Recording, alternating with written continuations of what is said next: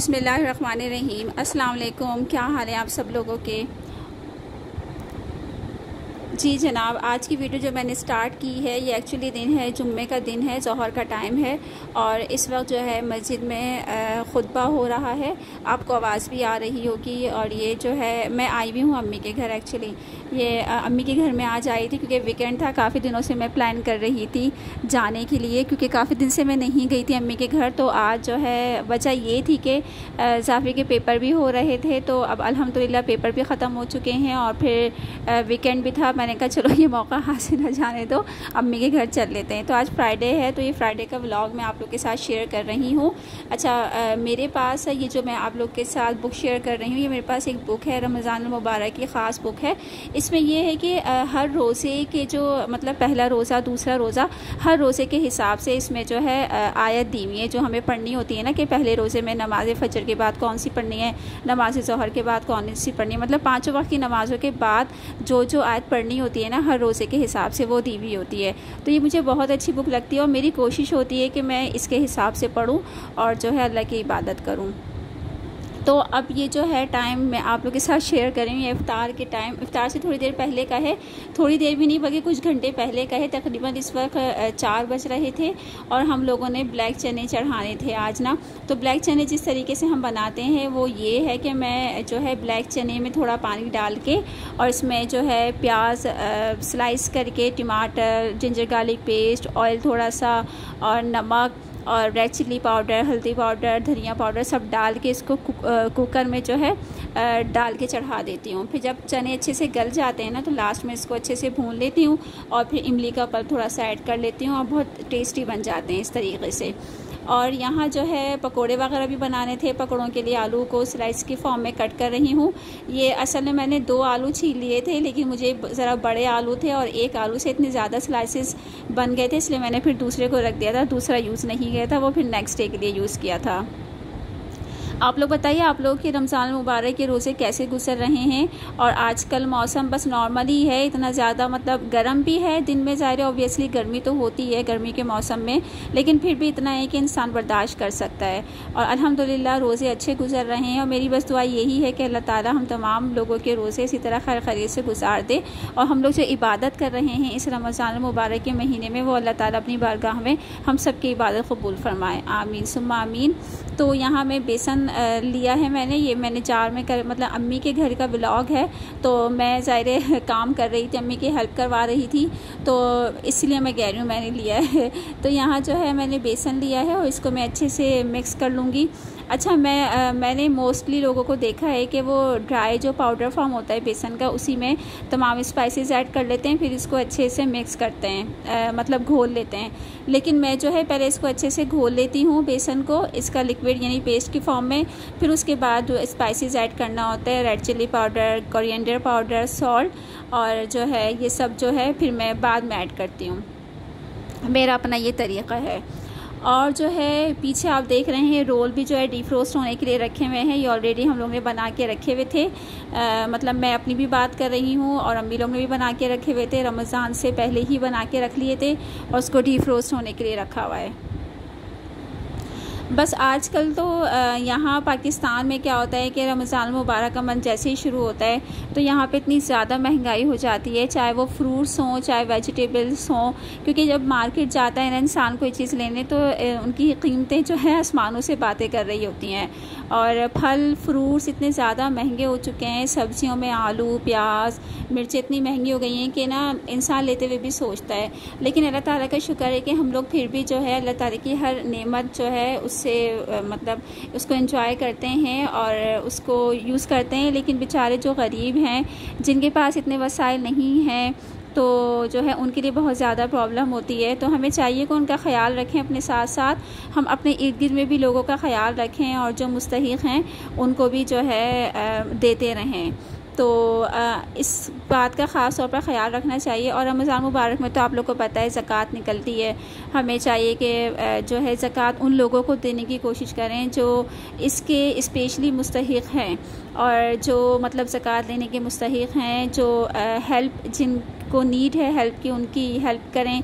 बस अल्लाह ताला हमें इसी तरह मतलब काबिल बनाए रखें हमें कि हम लोगों की हेल्प करते रहें। और यहाँ पे मैं थोड़ी देर पहले शरबत में मतलब पानी में चीनी डाल के रख दे देती हूँ ताकि वो अच्छे से मेल्ट हो जाए। तो 2 तरह का शरबत बनता है, एक टैंग बनता है ऑरेंज फ्लेवर में और एक रूह अफ़ज़ा बनता है। आप लोग बताइएगा आप लोग कौन सा फ्लेवर पसंद करते हैं, रूह अफ़ज़ा बनाते हैं या आप लोग के यहाँ भी दोनों तरह के शरबत बनते हैं? क्योंकि यहाँ पर ऐसा होता है कि एक भाई जो है उसको टैंग पसंद है और अम्मी अब्बू को जो है रूह अफ़ज़ा पसंद है। हम लोग भी रूह अफ़ज़ा ही पीते हैं, लेकिन जब टैंग हो तो टैंग भी इंजॉय कर लेते हैं। तो यहाँ जो है इस वजह से दोनों शरबत बन रहे हैं। और ये तो लाजमी होता है ना, जब हम रोज़ा खोलते हैं, इफ़्तार खोलते हैं तो इफ़्तार करते हैं तो शरबत जो है किसी भी तरह का हो उससे मतलब वो पी लेते हैं, क्योंकि मेन चीज़ जो है हमारी प्यास होती है, प्यास को हमें ख़त्म करना होता है। तो उस वक्त ये नहीं देखा जाता कि कौन सा शरबत है। तो और अगर आपका फेवरेट मिल जाए तो वो तो फिर बात ही अलग है, लेकिन उस वक्त ये नहीं देखा जाता कि कौन सा शरबत है, बस फ़ौरन से अपनी प्यास बुझानी होती है। तो आई थिंक हर जगह ऐसे ही होता होगा। तो बस यही है। और जो है यहाँ मैं शरबत थोड़ा पहले ही खोल के रख लेती हूँ ताकि अच्छे से चीनी जो है इसमें डिसॉल्व हो जाए और जो है अच्छे से फिर बाद में इतना ज़्यादा मिक्स ना करना पड़े। साइड में मैं ये करके रख देती हूँ। आज का दिन है फ्राइडे का, तो फ्राइडे को मैं मम्मी के घर गई थी, थोड़ा रहने का मेरा प्लान था और जो है यहाँ शरबत घोल रही हूँ। और आप लोग बताइएगा आप लोग के रोज़े कैसे गुजर रहे हैं और अफ्तार कैसा बनता है।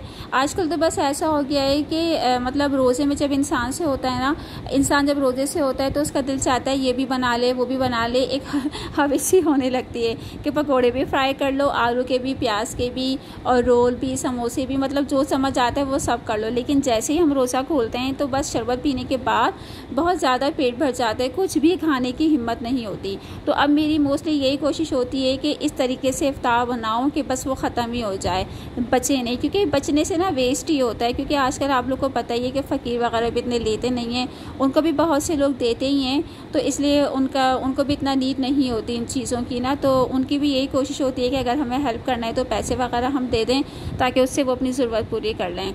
लेकिन जो इफ्तार बच जाता है वो अगर हम देना चाहें तो फिर वो लोग मना भी कर देते हैं। तो यहाँ मैं दही को अच्छे से बीट कर रही हूँ, बीट कर रही हूँ क्योंकि दही बड़े बनाने थे। हमारे यहाँ जो है इफ़्तार में छोले दही बड़े मस्ट होते हैं, मतलब छोले दही बड़े पकौड़ों के बगैर तो इफ़्तार का जो दस्तरखान होता है वो इनकम्प्लीट होता है। तो ये चीज़ मेन बेसिक चीज़ें हैं हमारे यहाँ ना। मैं अपने घर की बात कर रही हूँ, अम्मी के घर की, अपने घर की हम लोग बहुत शौक़ से खाते हैं, भले थोड़े हों लेकिन होना लाजमी होता है। और अक्सर ऐसा होता है कि लोगों के यहाँ खाना बन जाता है इफ्तार में, वो लोग उनके यहाँ इतना नहीं मतलब शौक़ से खाया जाता पकोड़े वगैरह, और बाज़ लोग होते हैं कि 2-3 चीज़ें बना लेते हैं। सबके अपने अपने शौक़ हैं, अपने अपने हिसाब से, टेस्ट के हिसाब से सब खाते हैं। और यहाँ मैं अब बना रही हूँ पुदीने की चटनी। और पुदीने की चटनी जैसे कि मैंने आपको लास्ट व्लॉग में बताया था कि हमारे यहाँ लाजमी खाई जाती है, मतलब केचप मेयोनीज़ के अलावा पुदीने की चटनी मस्ट है। इसके लिए पुदीना हम ले लेते हैं, ज़ीरा लेते हैं, गार्लिक के कुछ क्लोव्स ले लेते हैं और फिर ये इमली का पल्प, इसको ऐड करके अच्छे, और ग्रीन चिलीज़ ना, ये अच्छे से ऐड करके इसको पेस्ट बना लेते हैं। और फिर लास्ट में इमली का पल्प ऐड कर लेती हूँ। मतलब इसको ग्राइंडिंग के टाइम भी मैं ऐड कर सकती हूँ इमली का पल्प, लेकिन अगर थोड़ा सा ये ज़्यादा पतली हो गई तो मैं बाद में ऐड करती हूँ। कोशिश मेरी यही होती है कि इमली का पल्प जो है साथ साथ ऐड कर दूँ, फिर एक्स्ट्रा वाटर ऐड नहीं करती। और यही कोशिश होती है कि ये ज़्यादा जो है थिन ना हो, इसका मिक्सचर जो है ठीक ही रहे। और सॉल्ट जो है मैं बाद में ऐड करती हूँ। सॉल्ट बाद में ऐड करने की वजह ये है कि अगर चटनी के टाइम मतलब ग्राइंडिंग के टाइम अगर मैं सॉल्ट ऐड कर दूँगी ना तो वो बहुत ज़्यादा रनी फॉर्म में आ जाती है, इतना थिक पेस्ट नहीं बनता। इस वजह से मेरी कोशिश होती है कि सॉल्ट बाद में ही ऐड करूँ। और यहाँ पे जो है आलू के पकौड़े फ्राई कर रही हूँ। ये फ्राइंग का टाइम जो है आ चुका है, तो आलू के पकौड़े फ्राई कर रही हूँ। तो ये पकौड़े जो हैं आलू के जो है मोस्ट फेवरेट हैं सबके, चाहे बड़े हों बच्चे हों, सब बहुत शौक़ से खाते हैं। और ये दही बड़े की पकौड़ियाँ बना रही हूँ। ये आज पता नहीं क्या हो गया था, वैसे तो गोल गोल बनती है, लेकिन आज जो है लंबी लंबी पता नहीं क्यों हो रही थी, समझ नहीं आ रही थी। मैंने यही बोला डालते हुए, देखो वैसे तो रेगुलर डेज़ में बहुत अच्छी गोल गोल बनती हैं, और आज पता नहीं लंबी लंबी कैसी बन गई थी, समझ ही नहीं आ रहा था। तो खैर मैंने कहा चलो जो भी बन गई हो वो दिखा रहा तो है हमें, कभी कभी ऐसा भी हो जाता है, इतना परेशान होने की ज़रूरत नहीं है।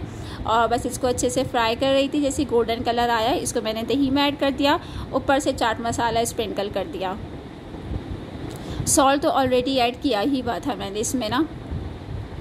तो ये दही बड़े मैंने यहाँ बना लिए थे, और यहाँ अब बारी आ गई थी फ्रूट्स कट करने की।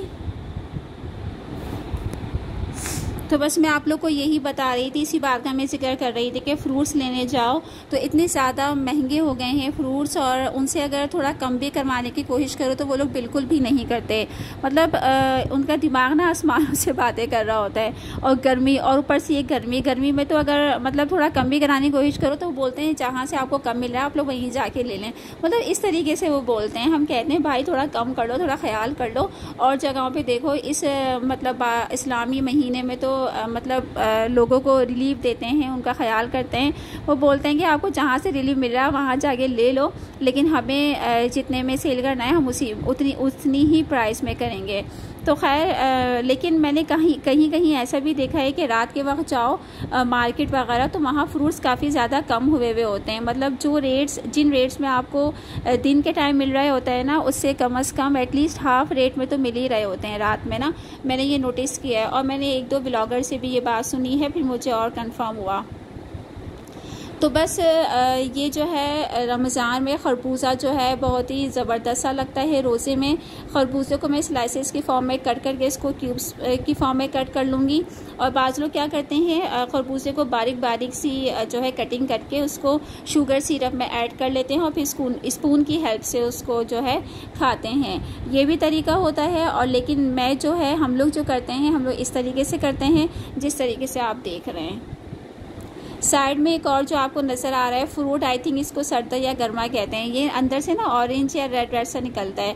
तो ये भी मेरा इरादा था कटिंग करने का, लेकिन जब मैंने देखा खरबूजे जो है बहुत ज़्यादा मतलब हो गया था, इसलिए मैंने फिर ये इरादा अपना स्किप कर लिया। मैंने कहा ये नेक्स्ट डे के लिए रख देते हैं, क्योंकि इतनी ज़्यादा भी हवेस करनी मतलब ज़रूरत नहीं है इतना ज़्यादा, क्योंकि रोज़े में तो आपको पता है ना कि ऐसा लगता है कि ये भी मतलब हर चीज़ आपके दस्तरखान में मौजूद हो, लेकिन थोड़ा सा कंट्रोल रखना चाहिए अपने आप पर ना।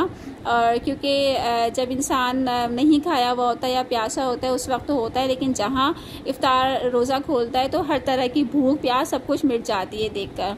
और यहाँ ब्लैक कह रही हूँ ब्लैक छोले जो है ऑलमोस्ट रेडी हो चुके थे, इसको मैं डिश आउट कर रही हूँ। और इत्तेफाक से धनिया जो है नहीं था, इस वजह से मैंने ऊपर से गार्निशिंग नहीं किया। अगर आप लोगों के पास धनिया अवेलेबल हो, हरा धनिया, ऊपर से ज़रूर इसको गार्निश किएगा प्याज से। और ये माशाल्लाह से टेस्टी यम्मी इफ्तार हमारी रेडी हो चुकी थी, हम सब दस्तरखान पे बैठ चुके थे। और आप लोग बताइएगा आज का ब्लॉग कैसा लगा। नेक्स्ट ब्लॉग तक के लिए अल्लाह हाफिज़, टेक केयर।